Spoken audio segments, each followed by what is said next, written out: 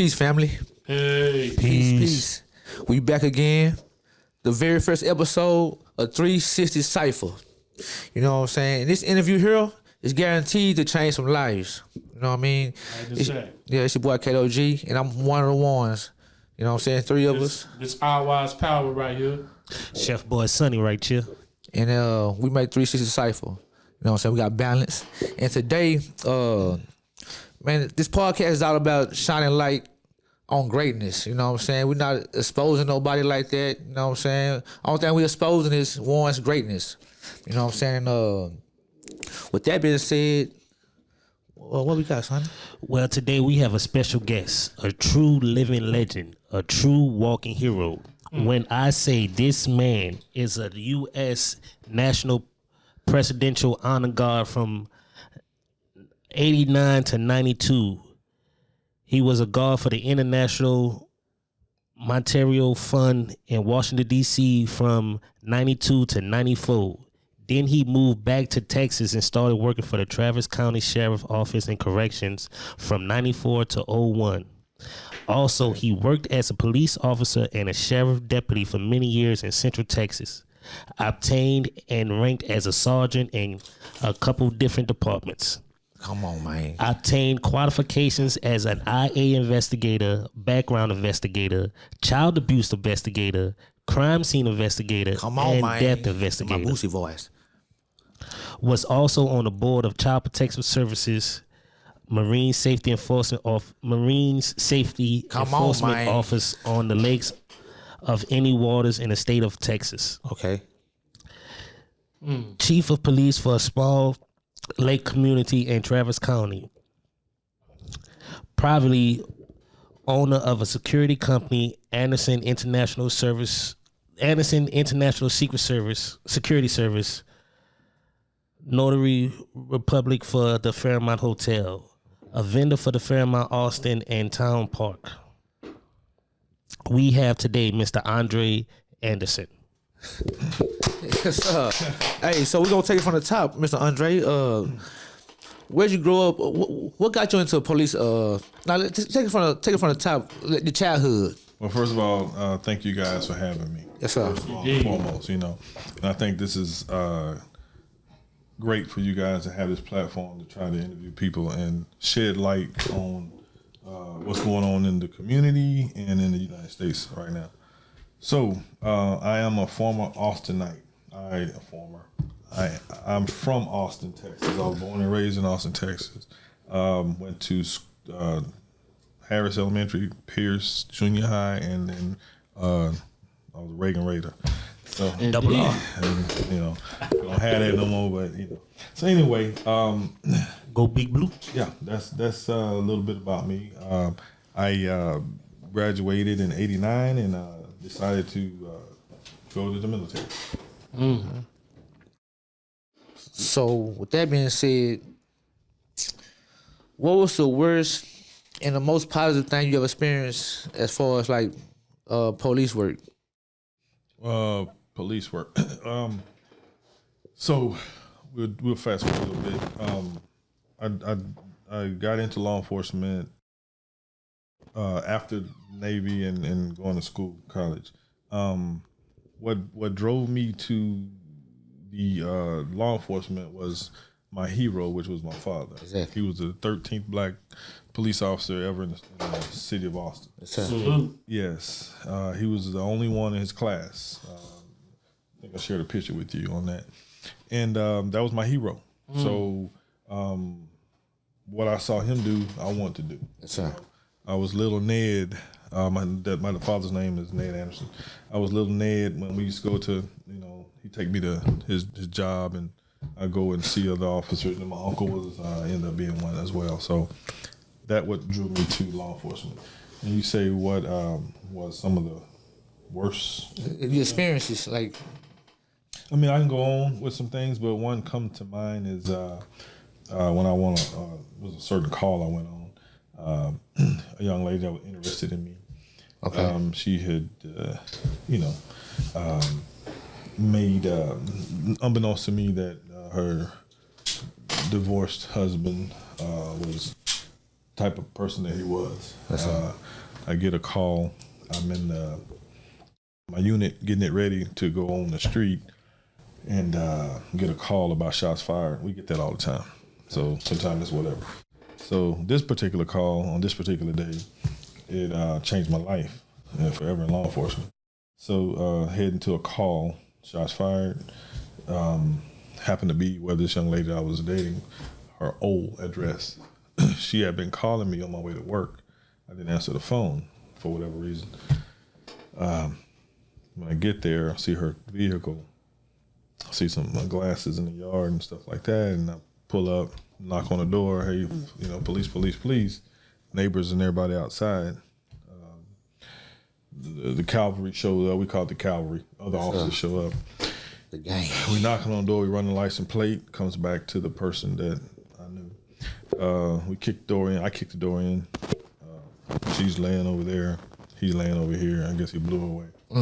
And so after that day, it kind of changed my life as far as how women are treated. When I go to calls, I try to make sure I answer that call the right way.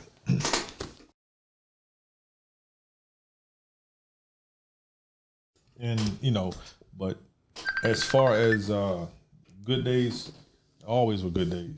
You can make them what you want to make them. Okay.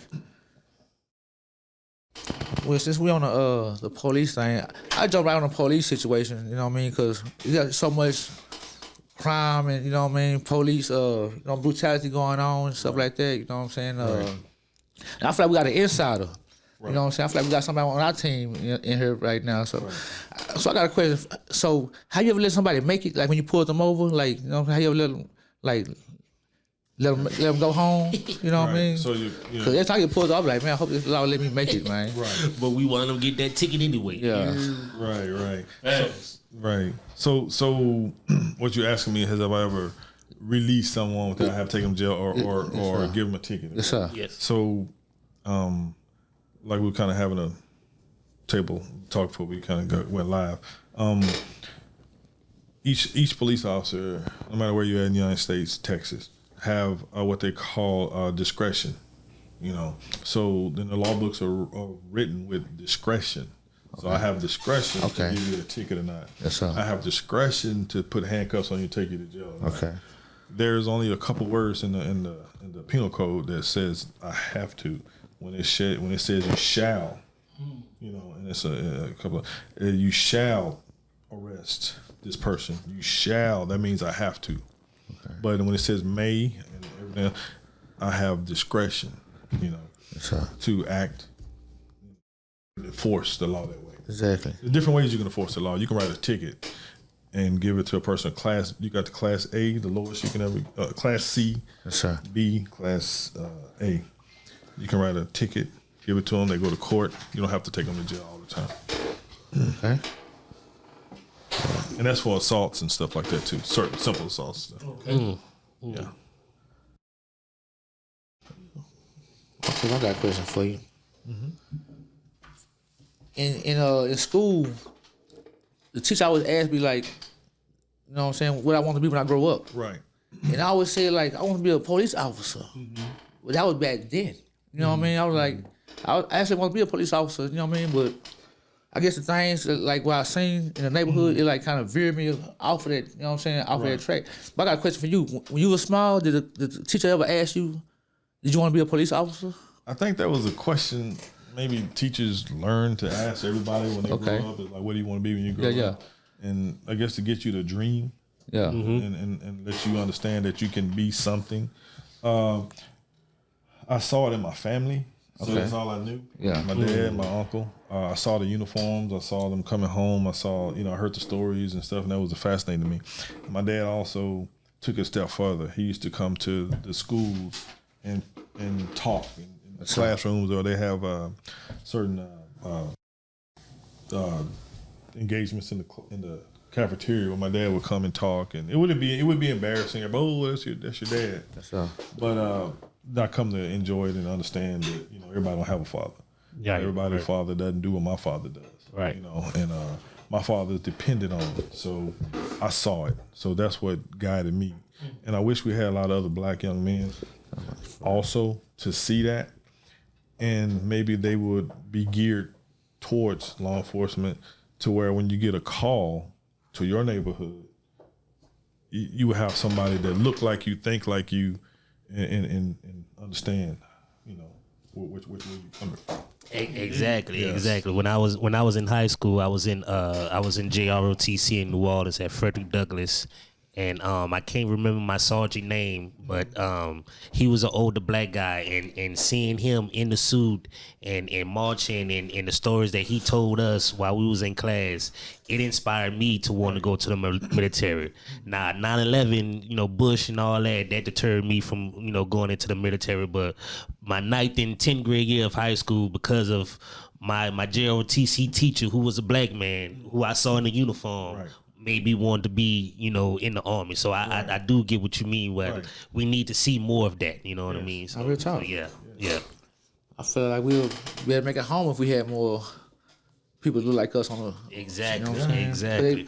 They can relate to us. Exactly. You know what I'm we don't always have to be entertainers and criminals. Like, we can be the good guys in the movie too. You know what I'm saying?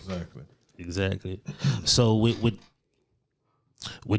growing up with a father as a police officer, how was that growing up? Like, I could just imagine, like, you wasn't able to, like, I guess, have fun like a normal child, or like, were you able to have fun like a normal child with having a dad as a police officer? So I'm a 70s baby. My dad first was in the military. He was in the Navy as well. He finished that. He was going to be a doctor. He was pretty sharp. Started a family. One of Austin's first firemen for a year. Then he became a police officer. Wow. So when you ask that question,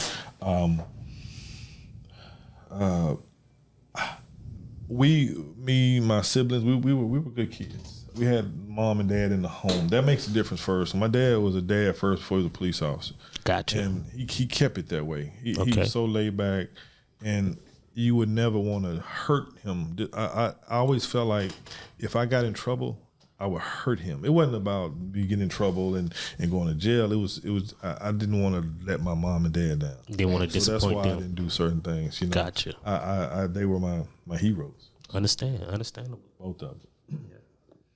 Cause I always figured that would be hard. Cause like I remember growing up and having friends who had teachers as parents, and they used to have to do book reports in the summertime, and I'd be like, what is wrong? Like, this is supposed to be like your time to like be free, but now looking back at it, I see that they instill morals in them that still like exist today. Like, they read and they're educated. So I just wanted to ask, like, how was that growing up with that type of parent? Well, it does play a part at times, because other people will remind you that your parent is this. Okay. Or your parent, I saw your parent, especially when it was only less than 20 black officers in Austin back then. Your dad stood out, and then he was on the task force with the chief and stuff like that back then. So he stood out, and we were asked to do commercials and stuff like that back then in the city of Austin.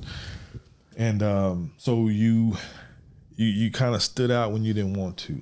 People recognize you when you go to restaurants, so the eyes were kind of on you here in a Austin back then. Gotcha. More than what you really realize. And now I realize that, hey, wow, we did walk a certain way, talk a certain way because of our father. Yeah. Things like that. So, yeah. That's what's up.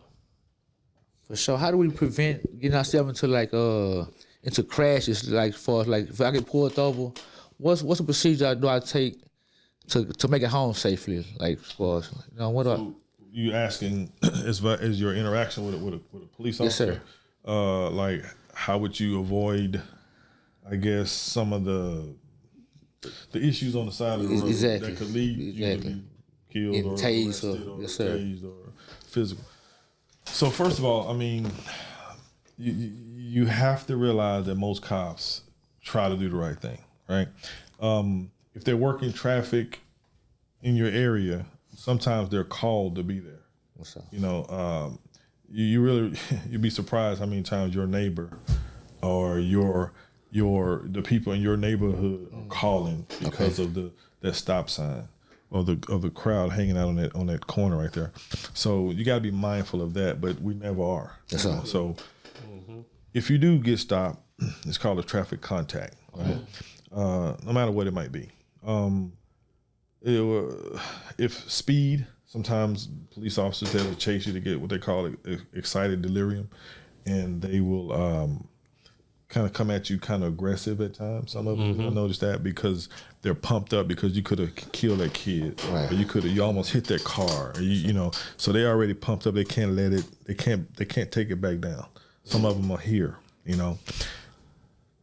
To be honest, it is what it is. I mean, we talking to be honest. A lot of black officers don't have that problem. Just don't have that problem, you know. And a lot of white cops, they do.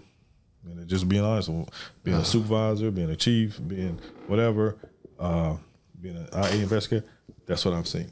Indeed. You know, they go from 0 to 100 like that. So in knowing that, and seeing that on TV and hearing about it, you get pulled over by a cop. Best thing for you to do as a black man or anybody is try to turn your dome light on. You know, furtive hand movements. That's what they're looking for. Hand movements and gestures and stuff. Right? They're gonna approach your car. They're gonna touch your car. Right? When they touch your car, they touching it because it's something they get shot. You take off. They've touched your car. Their fingerprints on your car. Okay.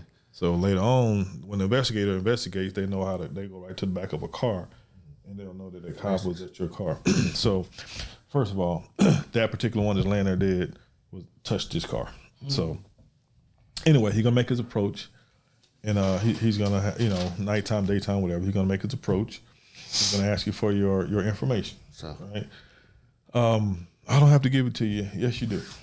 Yes, you do. You have to give it up. You have to give him your driver's license because the driver's license is a privilege. It's not a right. Okay. You know, it's a privilege to drive on the road of Texas. Gotcha. And this driver's license is basically not yours. Right. It's in your custody. Your pictures on it, but the state of Texas can revoke that driver's license for certain offenses. And we got to understand that, first of all. So when you're on this road and you get pulled over, cooperate. Okay. Please do. He's supposed to be recording. You know, they got the body cams and they got the regular videos in the car. So he's supposed to be recording with the body cam. That's state law now. Yeah. So, and if he's not, you got him. You know, so just not that you're there to get anybody, but just cooperate, stay alive. So if he asks you for your information, give it to him. You know, even if you have a warrant, so what? Right. You know, it's not worth losing your life, changing your family's life forever because you want to argue with a cop on side. So basically what you're saying is that cooperate. Okay. Cooperate. If things start to escalate, and that can happen, they're human as well. It's not worth your life, losing your life. I've watched a lot of Facebook videos. Okay. They been like, they get pulled over. Like, I know the law. I ain't, you know what I'm saying? I'm not getting out the car. Right. You know what I'm saying? Do I act like that? Right. And that right there. My dad's there. a lawyer. Right. And it's like, I know my rights. You know, what are your rights? What class have you been to?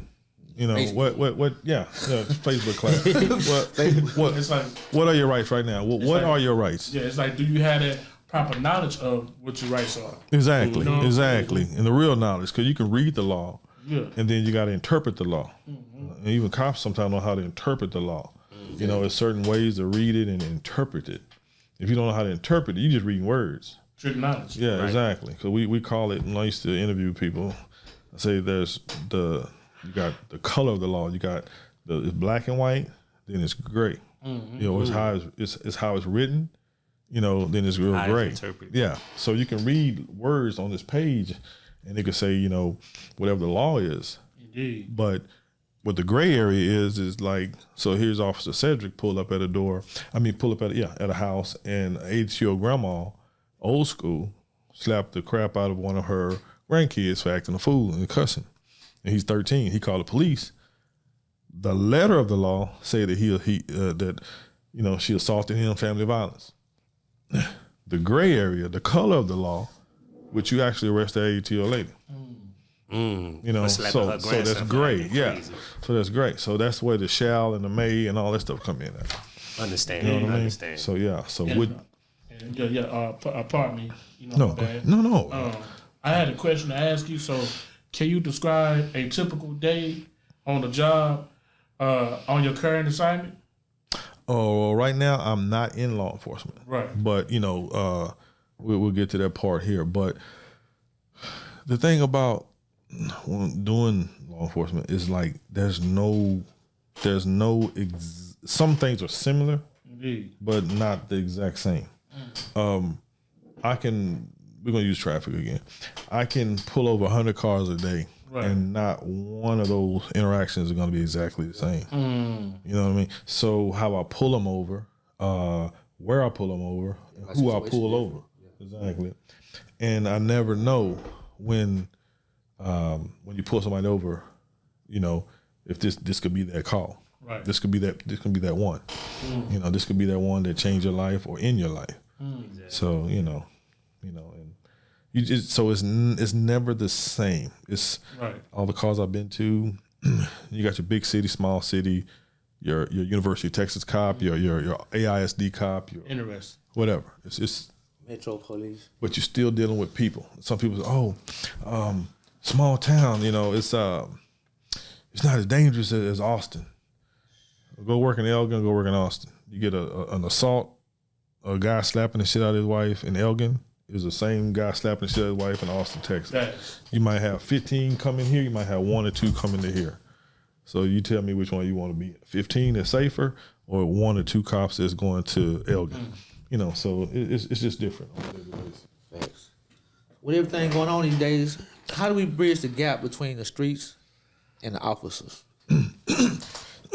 This is something that I had thought about, and I kind of came up with this on my own, through my own experience and stuff. I always thought that, so this is how it works. Something going in the nation, wherever it goes on. So Texas leads in everything. Texas, as far as how long our academies are, the training, all the stuff we do. California is the first for everything. You know, some fool did this, did that, whatever, California. But we all train. So, and we'll get the whole entire tape or whatever it might be, and we'll share it throughout the nation. But anyway, my thing, I think we should start in academies. What I mean is that once you get to a certain point of training in the academy, right? Take off their uniform, right? All cops, white, black, blue, brown, whatever. Let's use white officers and black. We're going to these white officers. We're gonna build a community, right? We're gonna go into the community. Officer Johnson, regular clothes, white officer. He's gonna be with a black family in a community for 2-3 months, or about a month. He's gonna break bread with them. He's gonna eat with them. He's gonna go to the basketball court. He's gonna get a feel for the people first, outside of the uniform. They're not gonna respect him because of the uniform. He's not gonna have that power because of the uniform. He's gonna be in regular clothes, dealing with regular people, how they live. So sort of like an undercover cop. Not even that. No. He's a cop. Right now, his assignment for a month or so is to go integrate in that community. Church of fried chicken, basketball court. Just be a regular citizen in there. Going up to the schools. Yeah, regular citizen for about a month. Because it's different training you and thinking that if you get this situation, do this, if these people do that. No, when you immersed in the community, and the black officers as well. You go into a white community, you know, strip down, nothing, you know, and he's in there, he's teaching them a little bit too, and they're teaching him as well. And you're getting a better understanding. Now you're not as cocky when you get in a uniform and you go over there and you see Nuck and Pookie talking and slapping five and loud and talking about each other's mama. That's what we do. You know, that's what we do. You know, you get foul, foul, everybody get in each other's face, but nobody needs to die from that. Right. You know what I mean? Right. You're a cop here, you coming. Now you've seen that before. You've heard that talk before. Right. Or he's talking about his mom. They do that. It's not foreign to you anymore. Yeah, it's not foreign. So, but you got to strip out of that uniform. Yeah. You got to go get in that community Exactly. If you really want to make a change. Exactly. Makes sense. Yes. Okay. All right, now leading back to the traffic stops, right? Yes. I get stopped by the cop. You know, he comes up, asks for my driver's license, registration, insurance. I give him all that. Now, when they say this line, I smell weed. Okay. Is that an automatic right for them to come and search the car? No, that's not an automatic. That's first of all, Because I feel like I think I've seen and been in situations where like the cops been like, I smell weed. Can I search the car? We've been like, no, and then they be like, okay, we fit to call the dogs. okay, we're gonna back up on weed a little bit.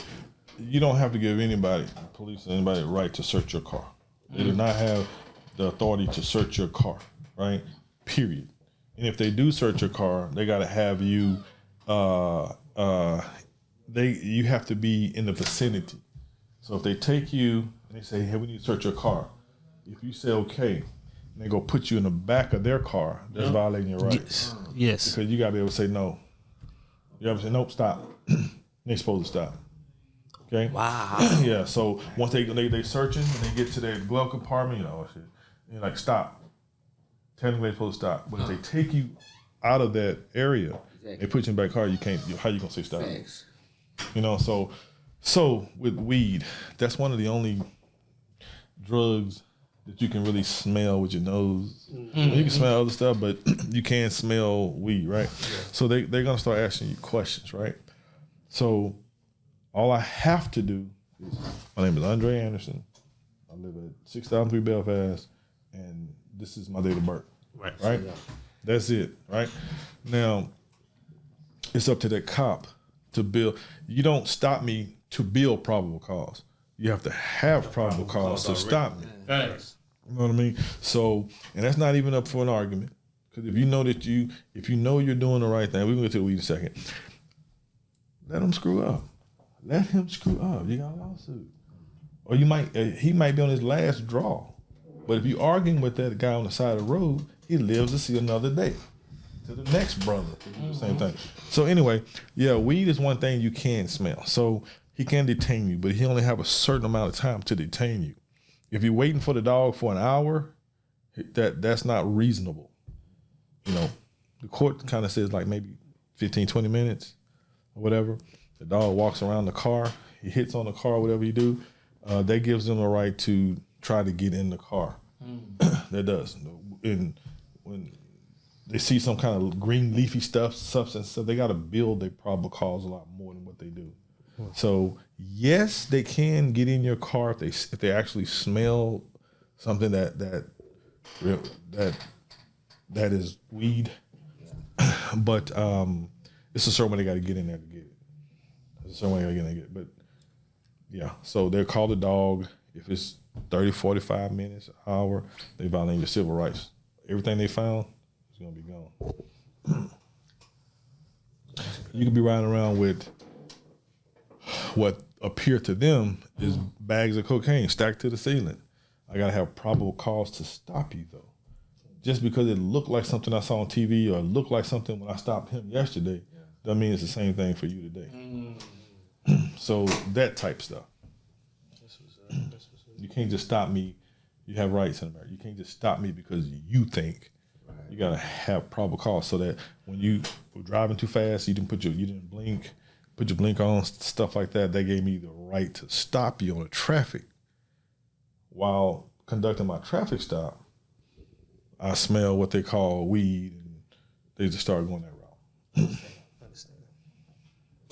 You have been in high profile pullovers? How you pulled over anybody, you know what I'm saying, famous?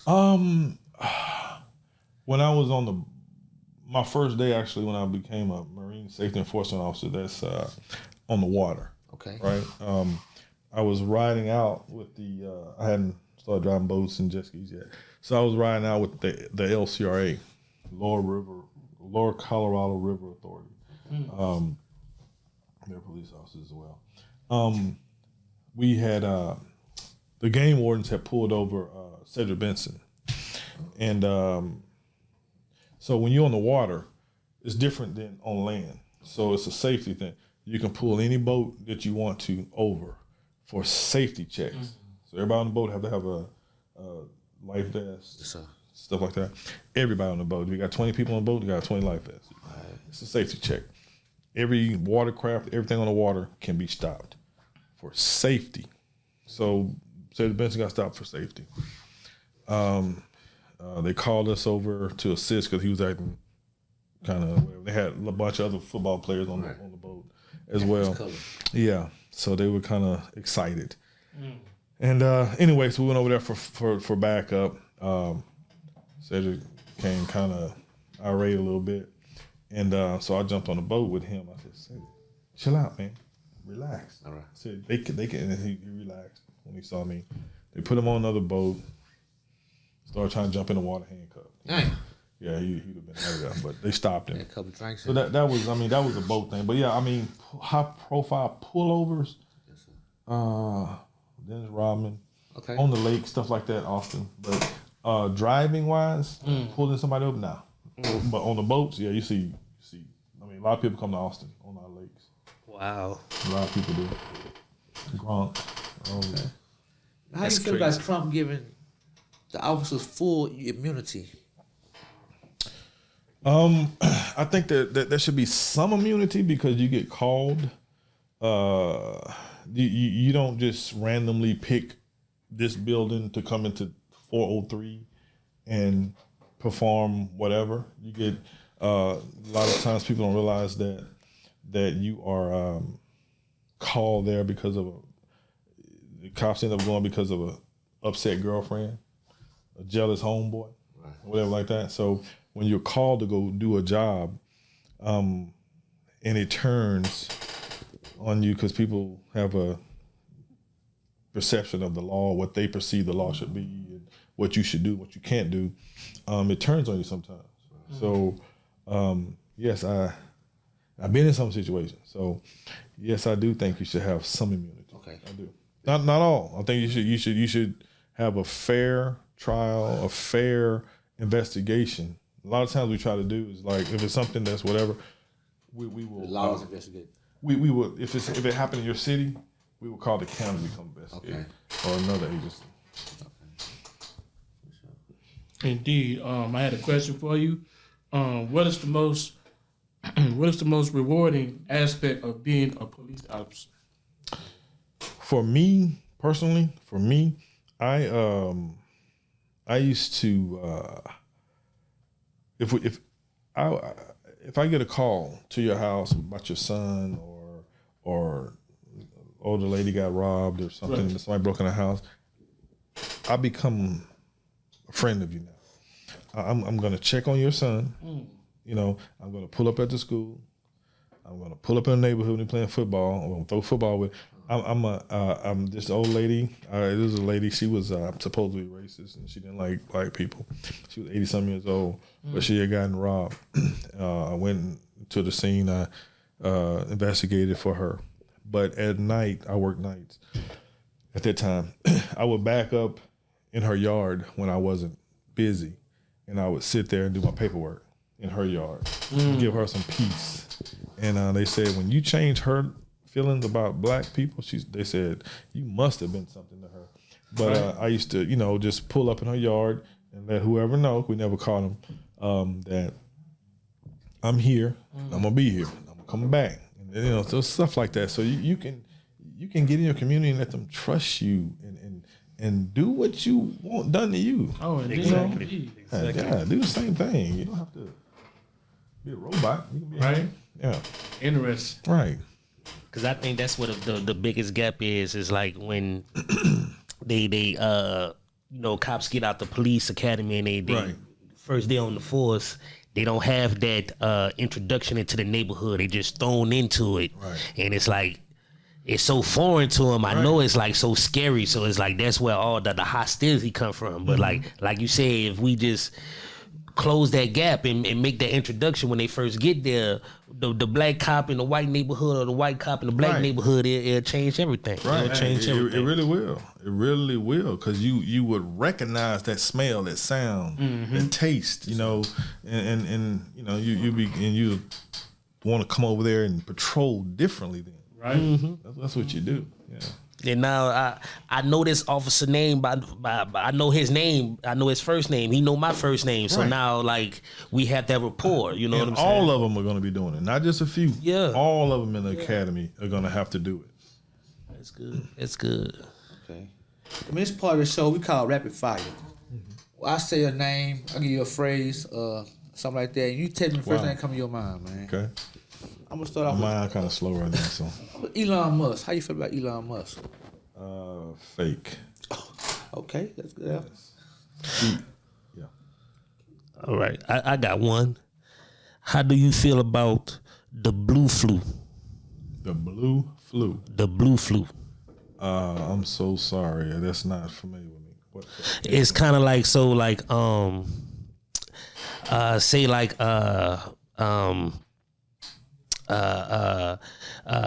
there's an incident between a cop and a shooting, a cop shooting an innocent person or whatever, and he go to court, go to trial, and we're trying to restructure.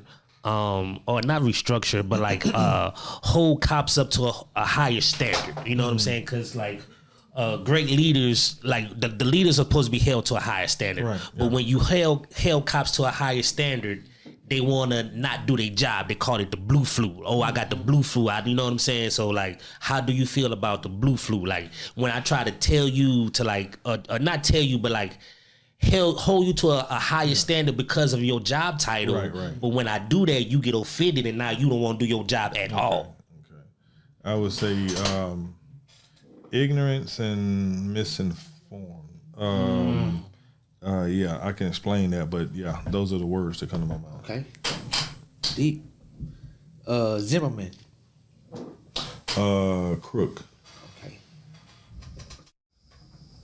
He definitely is. Yeah, he is. Yeah, I can explain that one. The Michael Brown, St. Louis, all that stuff like that. That was that particular case, Michael Brown. I have my feelings on that one because they were in the. Michael Brown got shot. You remember that one in St. Louis? He went to a store. They said he was shoplifting. He left. Police pulled up on him in a Suburban, and the cop feared for his life. And Michael Brown is dead. The FBI looked at it, and they said the cop was in the right for shooting him. But this is my thing, right? Most people and most cops are right-handed shooters, right?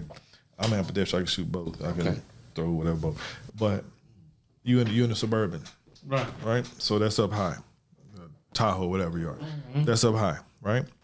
If I'm right-handed, my gun on my right-hand side. We have level 2, level 3 holsters. There's a certain way you got to pull them out, right? Michael Brown's at my window. I'm right-handed. It's the console, my AR-15, all that stuff is right here. So my weapon is here. How's Michael Brown grabbing my gun? You know, how did he reach in the window and pull up? How's he pulling my gun? Right. And all you have is a little chafing back here from your uniform, but they saying it's he was wrestling with him. But my collar, my uniform, my bulletproof vest, when I'm sitting down, it chafes the back of your neck. It just does that. The chafe you right here with the bulletproof vest. So it's just different things like that. I wish I could go back and educate and show FBI, whoever, right? You know, this is how you investigate.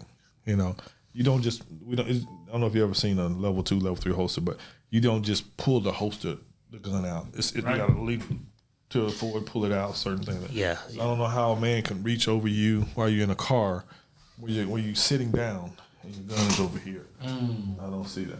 But anyway. Yeah, I had a question for you.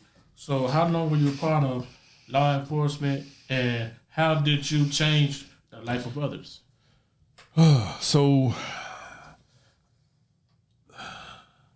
I was law enforcement. So I was in a, we call it, I was selected. So in the military, I did law enforcement duties, but it wasn't law enforcement, but it was under law enforcement when we went to a war with Iraq. Okay. The first Gulf Storm. So they renamed my unit and they put us in a law enforcement status. But I was part of the Presidential Honor Guard. I worked for directly for President Bush, the Daddy Bush, Dick Cheney, and General Colin Powell, all those guys. So when we went to war with Iraq, they wanted an elite group to be attached to them. So I did that. So law enforcement and military since '89 to 2014, and I'm about to go back. So yeah. Okay, man. I don't know about them. I'm woke. You know what I'm saying? I'm Okay. woke. You know what I'm saying? With me being woke, I'm realizing that the police were called slave catchers in the past. That's how they started, being slave catchers. You know what I mean? Okay. So I'm like, how did that how did that make you feel, like knowing that like it started off like basically like with us? You know what I mean? So that when I went to school, criminal justice, I never heard that part. I never heard that. You know, and I don't know where it came from. You know, but the way they teach us in school was it started. This is in Europe. They would walk around and no weapons and like that, and they would kind of guide people to where they need to go and do things. And then when things started getting a little more heated, they added lights at night but this is taught in school. What's taught in school? You know, our real history taught in school? No. So this is what they taught us in the academy as well. And police came from Europe. And however and then we transitioned over here in America, and then it transitioned to drive around on the streets and patrols and arresting people and stuff like that. But I've never heard that part. Yeah, it started with slave patrol. You know what I mean? Just, And I wouldn't doubt it. I mean, somebody got to patrol, right? Mm-hmm. Somebody got to catch the ones who trying to get away. Right. okay, George Floyd. Okay. What kind of mind? All those. First of all, I'm a black man, Exactly. right? That happened to wear a uniform in my life, right?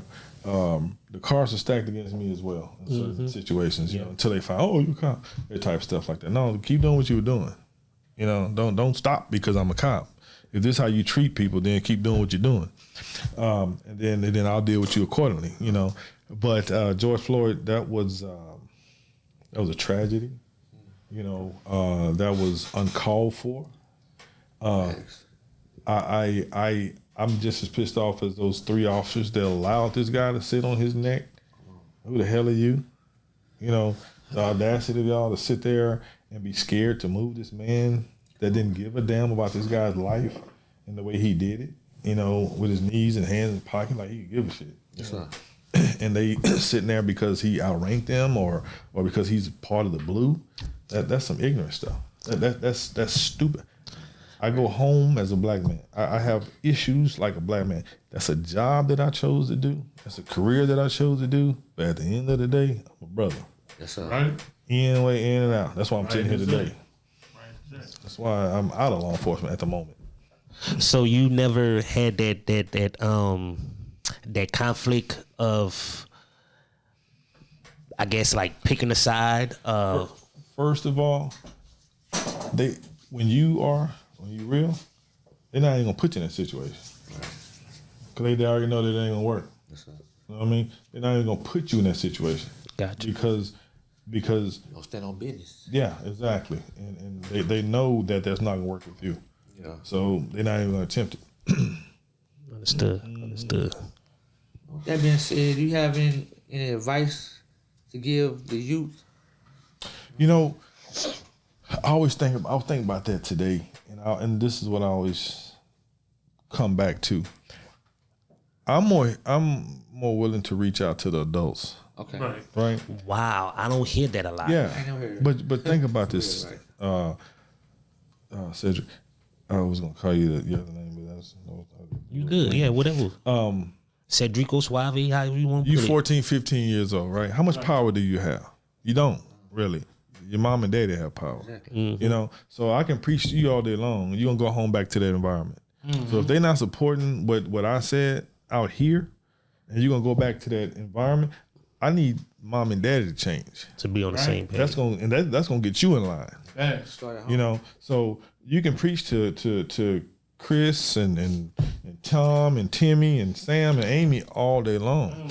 If mama and daddy got the power, you know what are They got kids the gonna do? influence, Yeah, yeah. they got the influence. They got the power, and they're gonna let them go right back to doing what they do. You got to change these adults. Right. You gotta get these adults. You gotta change the community. If it's something that you don't like in your community, go damn change it. You know, go be a part of it. You know, and that's your right. That's your duty as an American. You know, if it's something in your neighborhood that ain't going right, the school ain't acting quite right, why are we sitting on our ass? Go change it. Go talk about it.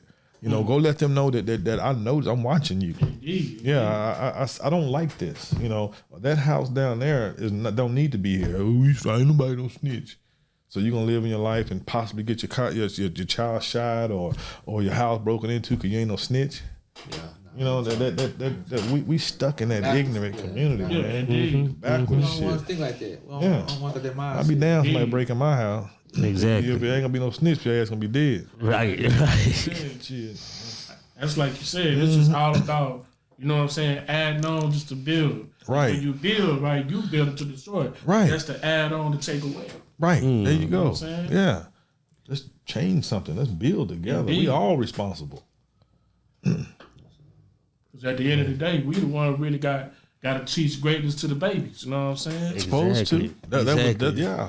Because I always hear like kids of the future, Right. but we never put no money into the schools. So like, how are kids of the future when you don't never invest into the future? You know what I mean? Well, that's set up a certain way as well, man. I mean, you look at schools get their money off the taxes, and who gets the most, better fields and the better books and the books first and stuff like that are the places that the taxes are geared towards the most. And if you live in an impoverished community, you're gonna get the trash. You're gonna get the shonen on the You're stick. gonna be behind the 8 ball. Cause I remember going to school having to share textbooks because we missing pages and written up, and so and it's like been going through that for years, and that was in the 90s and 2000. I bet you kids are still going through that in the year 2025. Certain towns in New Orleans ain't going through that. Oh yeah, for sure. All over this country. You probably go to Booker T. Washington and all that. McDonald 35, they probably got top notch. But you go to Carver, you go to you go to Corn, you go to Frederick Douglass, you go to Charles Drew, they probably terrible over there. So I totally get you. I totally get you. Set up there, man. Holy Cross probably got, they got reefs and statues and stuff. You go to Douglas, it's one building. Right. We on the corner with one building straight up and down, 7 floors. That's what that is, man. I guess with that being said, man, I hope y'all learn something, man. Take it with a grain of salt. 360 podcast, man. 360 Cypher. Man, K-do-gtv. trying to share greatness with your boy Cedrico. Indeed. Y'all like it. Y'all make sure y'all like and subscribe, man. Check this out. You know what I'm saying? 360 Cypher. We in there. Mr. Drake? Hope I answered some of these questions. If it's ever some kind of some type of tragedy or some type of whatever in our community and in the United States that need to be explained or some kind of hot topic, I'm more than welcome. Yes, sir. I appreciate you coming, brother. Yes, you know sir. What I'm saying? It's been a pleasure and an honor. Indeed. We're gonna have to do a part 2, part 3, and a part 4. Yes, sir. All right. Anytime. Yes, sir. Thank you, my man. Thank you. Indeed, my brother. Hope we covered everything.